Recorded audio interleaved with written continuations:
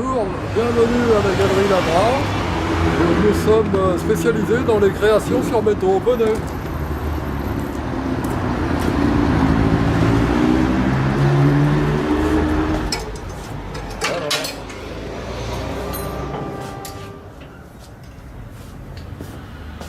Vous êtes ici depuis Voilà, quand? donc vous êtes ici dans une sorte de temple de la fabrication artisanale et artistique. Nous réalisons beaucoup de choses sur commande. Voici un coq qui vous dit bonjour. Voilà. C'est donc de l'acier travaillé à l'arc électrique. La soudure joue un rôle important dans nos créations parce que ça nous permet de rassembler ce qui est épars pour faire des sculptures monolithiques. Voilà, donc vous avez toutes sortes de créations, un arbre en table.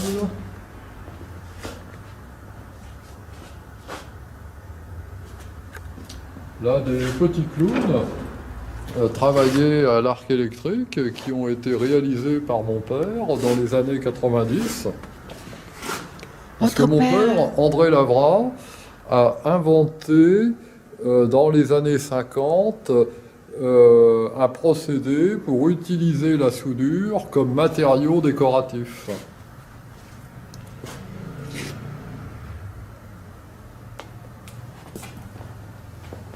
Alors nous avons quelques petits objets de décoration pour les toits, ici des girouettes. Alors nous avons aussi tout un choix de sculptures extérieures pour placer sur des pelouses. Ici par exemple vous avez un rhinocéros avec des pièces agricoles. Alors les pièces sont thermolaquées à chaud pour garantir contre la corrosion, et ensuite peintes avec des couleurs vives pour faire quelque chose de guilleret, de contemporain. Ici vous avez une maquette de sculpture monumentale qui était un projet de fontaine. Ici une sculpture de jardin qui bouge un peu avec le vent. C'est de l'acier avec des rayons de cuivre et de laiton. Là, je vous présente les compères. C'est donc un ensemble qui met en scène Don Quichotte et Sancho Panza. Voilà. Donc là, c'est de l'acier patiné cuivré. Et tout est réalisé à partir de tôles de 2 et 3 mm qui sont embouties au marteau et soudées entre elles pour former cet ensemble.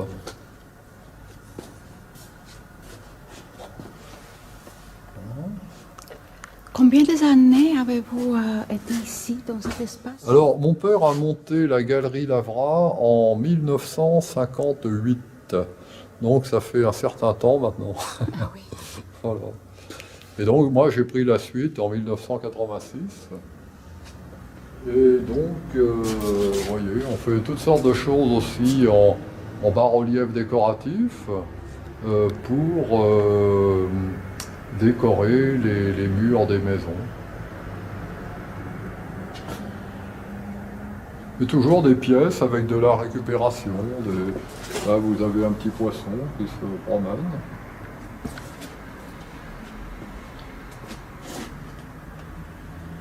Alors parfois, il est intéressant de travailler en mixant le bois et le métal. Ici, vous avez une racine qui est enchâssée dans des tubes d'inox pour supporter un petit toucan.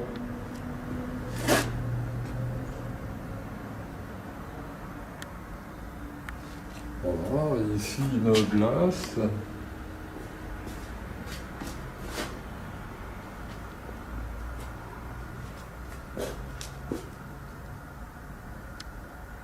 Alors, parmi ma clientèle, j'ai quelques chasseurs qui parfois m'amènent des bois à monter en sculpture. Et là, vous avez une tête de cerf qui a été reconstruite à partir de bois authentiques.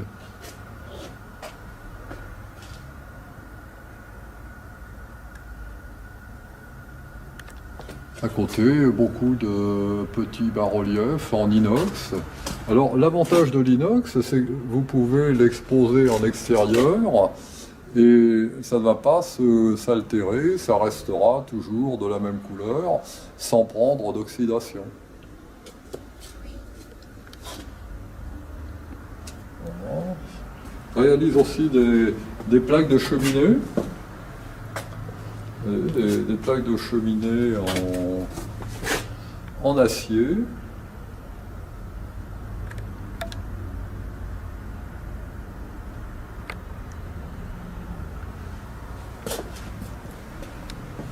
Vous aimez les animaux? Je fais beaucoup d'animaux parce que j'aime le mouvement et l'animal est très souvent en mouvement.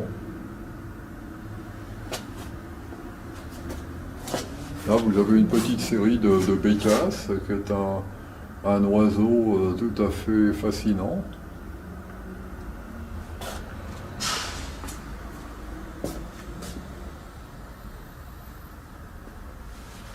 Une affection particulière pour les panthères aussi. Là, j'en ai une en bas-relief.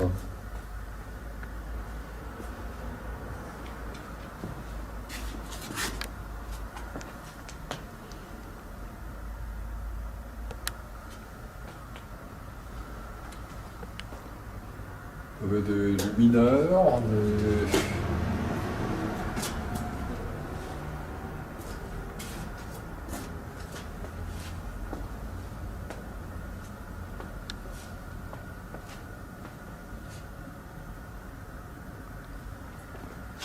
et puis ici des pièces de prestige qui sont des chevaux en bronze armé. Alors pourquoi le bronze armé? Parce que vous avez une ossature d'acier inoxydable qui passe à travers la patte du cheval, qui vient s'incruster le long de la colonne vertébrale et qui permet de solidifier l'ensemble pour ne pas que ça soit cassant. Parce que le bronze est un matériau cassant et il faut, au niveau sécurité, que le cheval soit résistant. Donc avec cette armature d'inox, on peut lancer dans l'espace des chevaux bondissants, suspendus sur un seul sabot.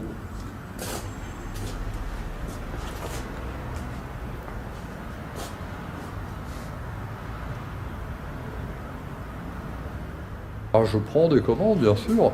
Je travaille à 80% sur commande.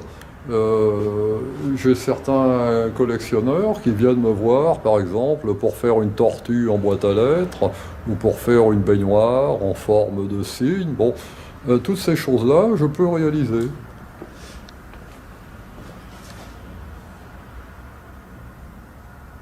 Ici, vous avez un cerf préhistorique en acier découpé.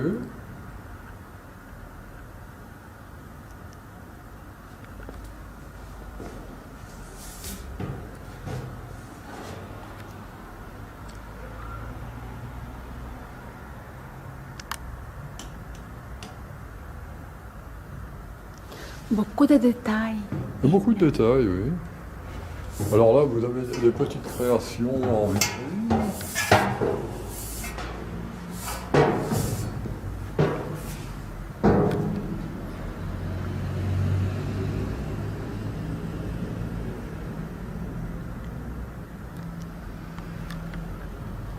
Vous avez aussi des étudiants?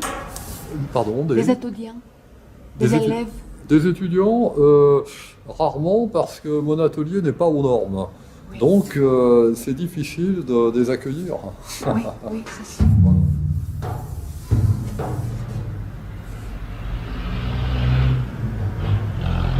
Là, des bas-reliefs muraux, en inox.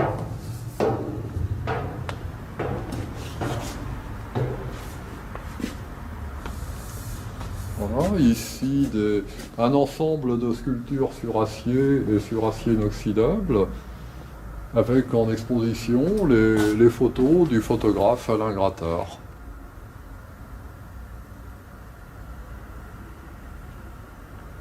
Ici, donc, c'est une évocation de la Trinité. Vous avez le Fils qui est issu de la main du Père, avec le feu vivant du Saint-Esprit sur l'arrière-plan. Là, une scène de tournoi, vous voyez, des chevaliers sculptés en acier, avec des interpénétrations d'espace, des pleins, des vides, qui donnent de la vie à la sculpture.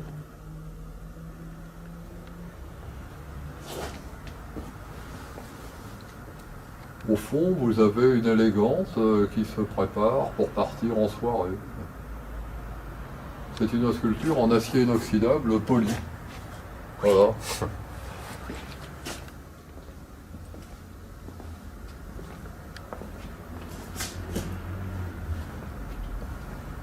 Ici, vous avez une sculpture mobile, donc, qui est équipée d'un petit moteur et qui tourne doucement en présentant les 5 éléments. Vous avez le soleil, la lune, l'humanité, l'air et l'eau.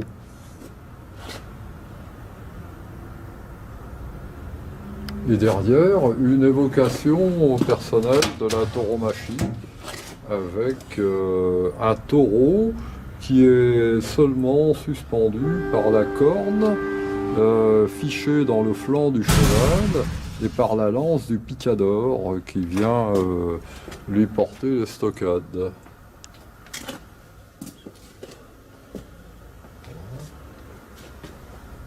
Ici, vous avez un ensemble de sculptures sur inox.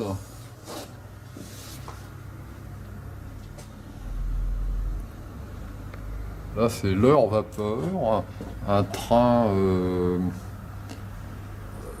avec une explosion au centre. Ici, des petites pièces en acier.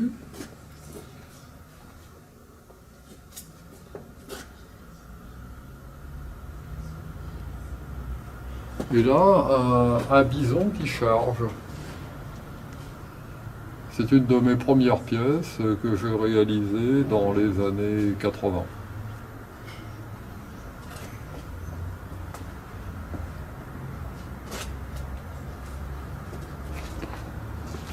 Et vous avez commencé quand Eh vous bien, étiez... j'ai commencé quand j'avais 21 ans à peu près.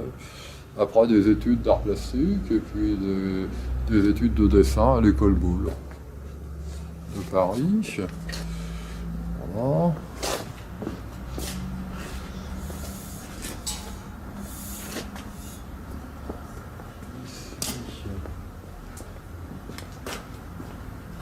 Vous avez un ensemble de sculptures sur acier toujours, avec là une pièce en acier inoxydable. Et cette pièce évoque le fait que l'humanité cherche à dominer le monde, mais c'est peut-être la planète incarnée par le bison qui va renvoyer l'humanité à ses passions premières.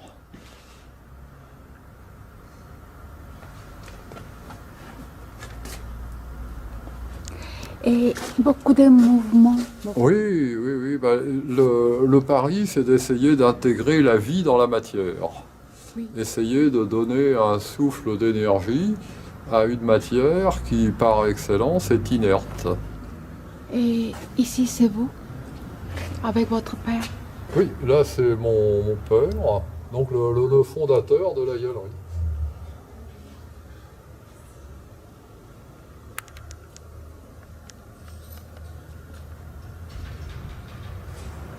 Ce sont des photos qui avaient été réalisées par Jacques d'Orléans. qui à une époque avait parrainé mes expositions. Oui, oui. Voilà, alors ici, il y a un ensemble de pièces créées sur acier. Donc là c'est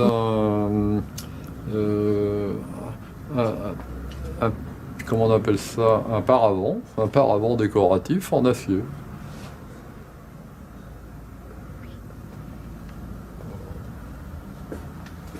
Paravent décoratif avec des scènes d'animaux mythologiques, licornes, dragons.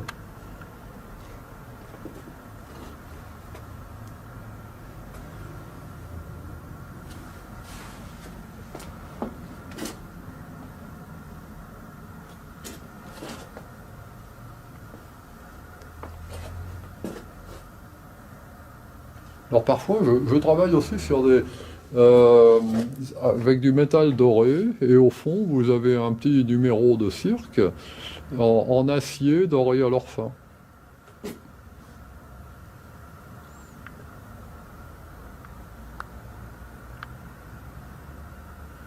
Tout ça pour dire encore une fois que le métal est réellement le lieu de tous les possibles. Vous pouvez demander un sujet, quel qu'il soit, et jusqu'à 10 mètres de haut, nous pouvons le réaliser.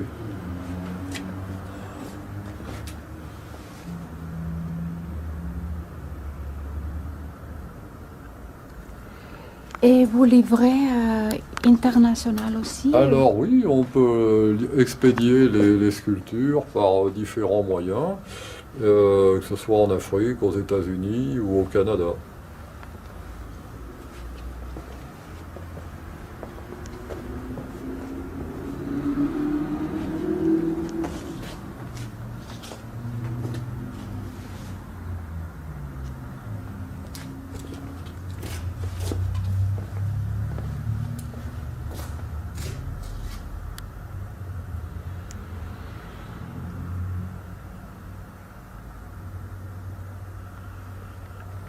Et pour le Noël, vous faites...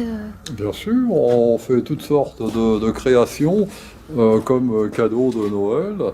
Bon, les gens viennent nous voir pour des cadeaux d'anniversaire, des cadeaux de Noël, des trophées pour des associations sportives ou culturelles. La sculpture a une justification sociale qui est en lien avec les événements de la vie de la cité. Et vous participez dans cet événement public organisé par la ville d'Orléans? Parfois, oui. Oui. La ville d'Orléans ou la ville de Paris. Enfin, je suis très intéressé par les manifestations publiques qui permettent de se faire connaître. Combien de monuments publics avez-vous fait? Alors, j'ai réalisé à l'heure actuelle une 60aine d'implantations monumentales réparties dans diverses villes de France. Oui. Parce que je crois au rôle de l'œuvre d'art dans la cité, qui figure une porte ouverte sur le rêve, d'où le spectateur peut s'échapper avec plaisir ou avec un sentiment de perplexité ou un sentiment de s'attribuer justement à titre personnel l'œuvre d'art.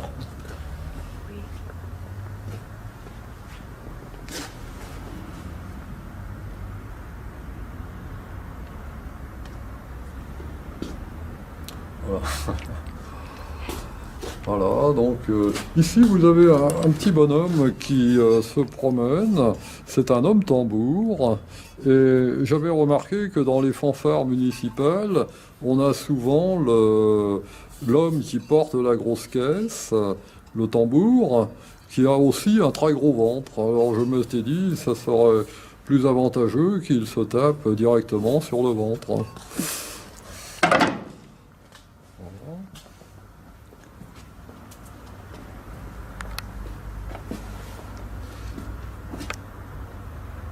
Alors j'ai obtenu le prix européen de la sculpture en 1989 avec Igor Ustinov et sous la présidence de César.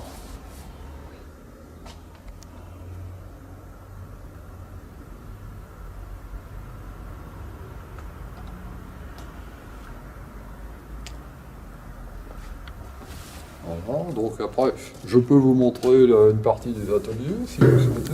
Oui.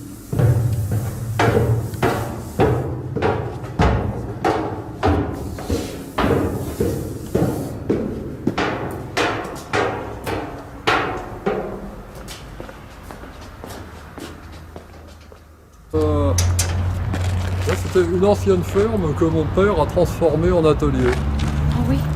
Et donc, j'entrepose des sculptures ici, des sculptures d'extérieur, entre deux expositions.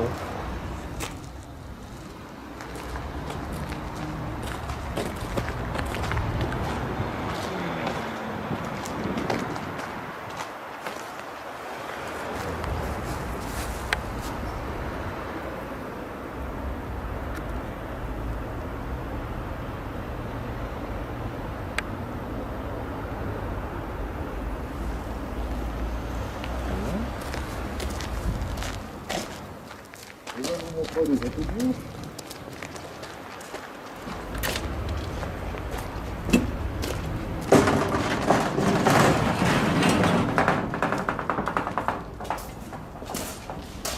Voilà, donc ici il y a toute une pléiade de vieilles machines qui ont été restaurées par nous au fil du temps et puis qui remplissent toujours leur fonction.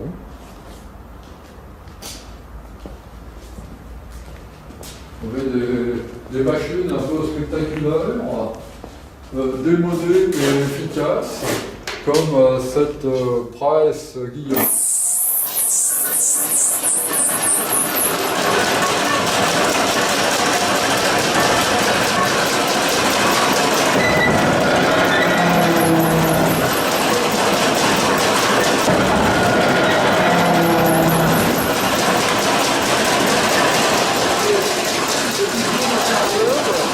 Mais qui remplit toujours sa fonction.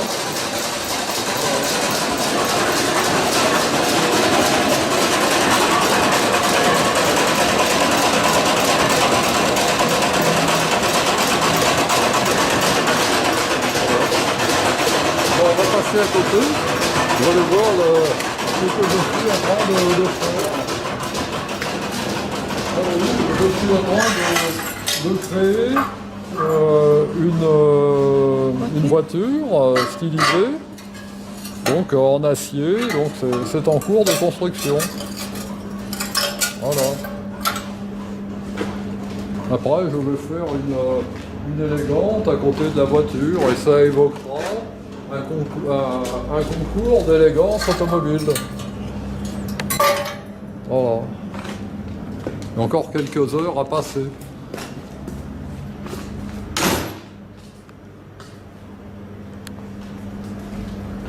Vous avez un grand... Ici, on a la forge qui nous sert donc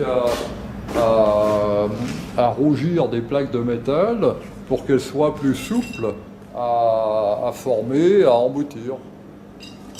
Voilà. Et ici, vous avez le siège de la voiture que je suis en train de construire. Voilà, ce sera un siège en cuivre.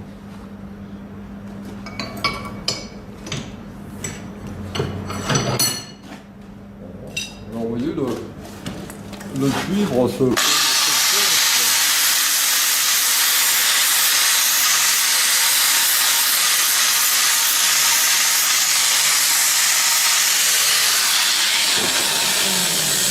Le cuivre a une matière assez riche et donc ça va contraster avec l'acier qui composera la carrosserie. Et comment vous collectionnez tout ce matériel? Eh bien, j'achète des matériaux chez les ferrailleurs et j'achète aussi des plaques neuves chez des marchands traditionnels de métaux.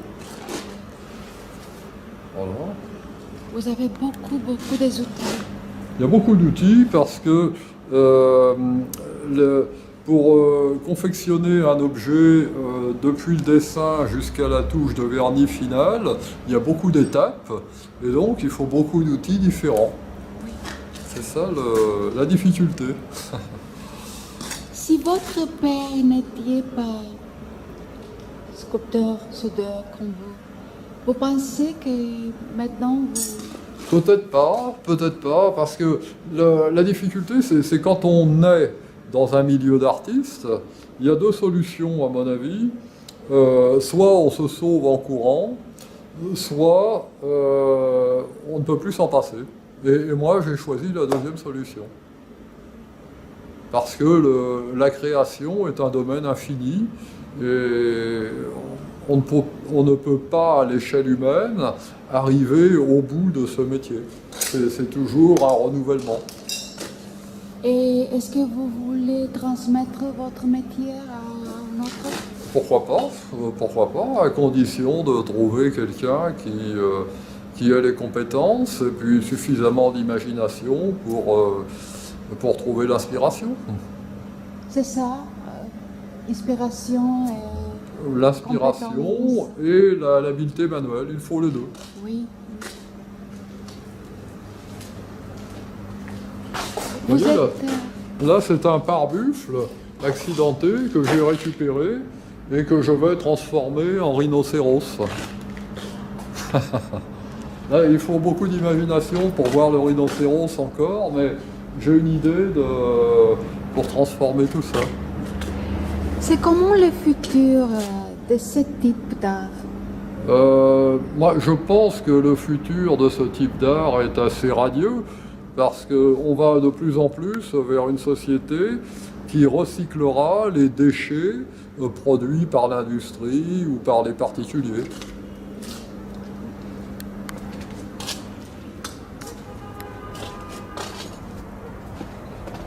Voilà.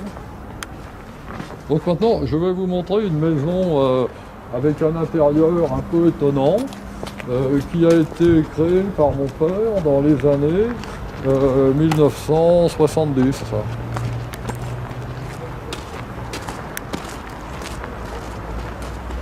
Ici, vous avez quelques petites sculptures de jardin.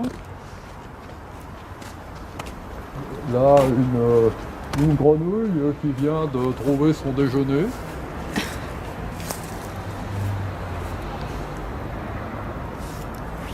Puis là, le Big Bang, l'explosion originelle. Une sculpture d'acier avec un centre en bronze qui évoque l'explosion fondatrice de notre monde.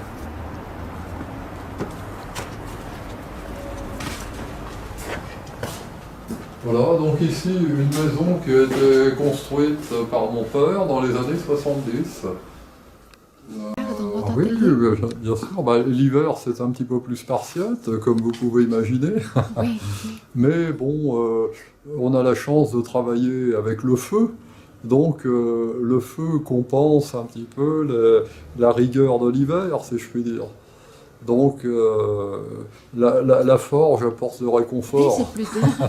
L'été, c'est plus dur parce qu'on n'a pas d'échappatoire possible. Quand il fait chaud et la chaleur de la sculpture apporte encore des calories. Donc, c'est un peu plus compliqué l'été. Ouais.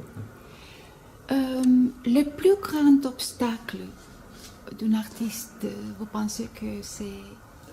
Le plus grand obstacle pour un artiste, c'est d'arriver à se faire connaître. C'est d'arriver à dire au public ce qu'il est capable de faire, et c'est là où justement vous intervenez pour offrir au public le spectacle de la création et l'information comme quoi tel ou tel artiste est capable de faire ceci ou cela. Voilà, ce pourquoi je vous remercie. Et Madame Lavra, est-ce que vous lui donnez des conseils artistiques ou non? Ah non, jamais. Il est totalement libre dans ses créations depuis 28 ans, comme je vous disais. parce que je connais ce domaine-là. J'écris moi-même et puis je dessine, voilà. Donc j'ai fait les beaux-arts et donc, si vous voulez, je comprends très très bien qu'un artiste soit totalement indépendant dans sa création. C'est très la liberté de l'artiste dans sa création, c'est ce que je viens de vous dire, donc c'est très important de le laisser lui le libre cours à sa totale création. Merci. Et alors, vous voulez ajouter quelque chose? Eh bien là, je vous présente en touche finale une sculpture cheminée qui a été réalisée par mon père dans les années 80. C'est une cheminée à récupération d'air chaud. Quand on allume le feu, la plaque arrière chauffe et l'air chaud ressort par la bouche des dragons et vient réchauffer la maison.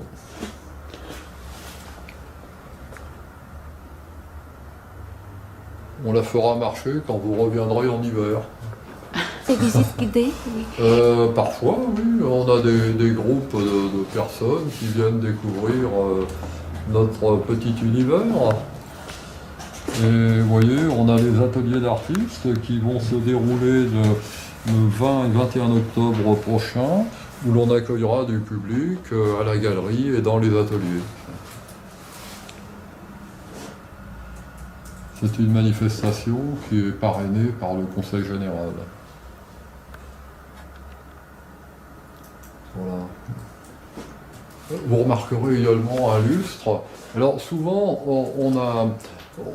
on a besoin de luminaires qui soient adaptés à la pièce.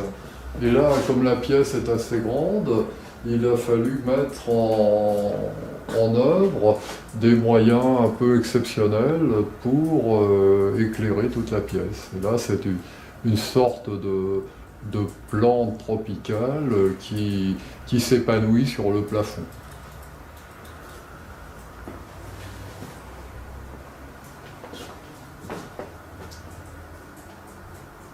Voilà. Et là, vous avez le portrait du fondateur de la galerie, André Lavra, qui est né en 1921 et qui est décédé en 2010.